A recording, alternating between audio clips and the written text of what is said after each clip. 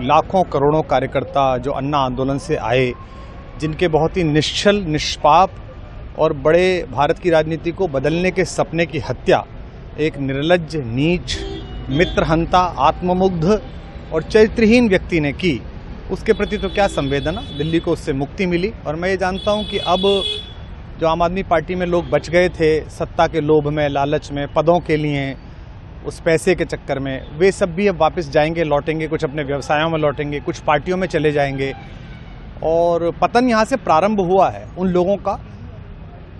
मेरे लिए कोई प्रसन्नता का और दुख का विषय नहीं है, मैं बीच में खड़ा हूँ। प्रसन्नता इस बात की है कि करोड़ों लोगों ने आशा लगाई थी, करोड़ों लोगों ने, लोग अपनी नौकरियाँ छोड़ के आए थे, व्यवसाय छोड़ के आए थे, दुश्मनियाँ ली थी लोगों ने, उन सब की हत्या एक आत्ममुग्ध आदमी ने, एक चरित्रहीन आदमी ने अपनी निजी महत्वाकांक्षाओं की पूर्ति के लिए की। उसको दंड मिला, ईश्वरीय विधान से दंड मिला। प्रसन्नता इस बात की भी है कि न्याय हुआ।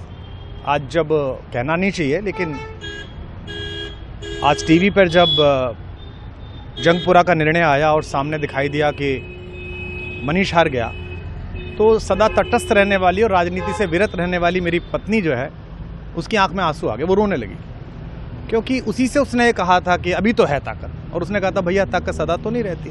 तो ये अहंकार आशा करता हूँ अगले लोग नहीं करेंगे, जो बाकी दल है वो नहीं करेंगे, इससे सबक लेंगे।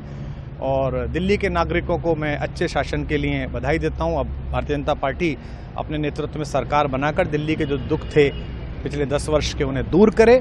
और आम आदमी पार्टी के समस्त कार्यकर्ताओं को कहता हूँ कि आपने जिस किसी भी लोभ लालच में सब कुछ जानते हुए एक ऐसे व्यक्ति के समर्थन में काम किया जिसने अपने मित्रों की पीठ में झुरा घोंपा, गुरु को धोखा दिया, अपने साथ कंधे से कंधा मिला के लड़ने वाली महिलाओं को अपने घर लाके पिटवाया, अपनी निजी सुख और साधन के लिए जनता का पैसा खर्च किया, अब उससे आशा लगानी छोड़ें, अब बाहर निकलें, अपना अपना जीवन देखें।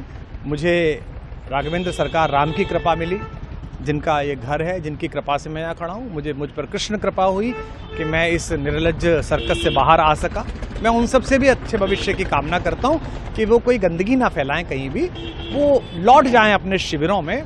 जिस तरह माधव को, कृष्ण को दूत देखकर भी भरी सभा में अट्टहास करने वाला दुर्योधन जो ये कहता था सुचिग्रम नैव दास्यामि बिना युद्धे न केशवः, बिना युद्ध के 5 गांव भी नहीं दूंगा, आज वो अपनी सीटों के लिए तरस रहा है।